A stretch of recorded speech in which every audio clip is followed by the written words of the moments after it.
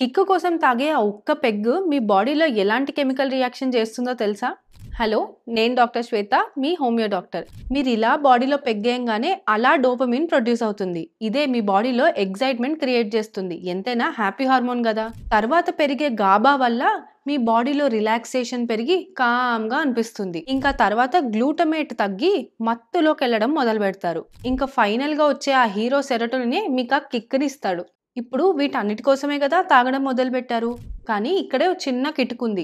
ఇవాళ ఒక పెగ్గిచ్చిన హ్యాపీనెస్ అదే కిక్, రేపొక క్వార్టరు, తర్వాత ఒక హాఫు లేదా ఫుల్లు తాగినా గూడా రాని పరిస్థితొస్తుంది.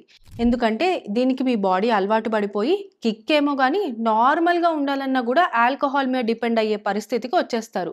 అందుకే అడిక్ట్ గూడా అయిపోతారు. కాబట్టి ఇలా ఒకసారి స్టార్ట్ అయిన హ్యాబిట్ అడిక్షన్‌గా మారి మీ లైఫ్ మొత్తం స్పాయిల్ చేసుకోకుండా ఇవే కిక్కులిచ్చే వేరే యాక్టివిటీస్‌ని చూజ్ చేసుకోండి. ఏమైనా గానీరా ఈ మందు కొట్టడం అన్నది భయంకరమైన అలవాటురా.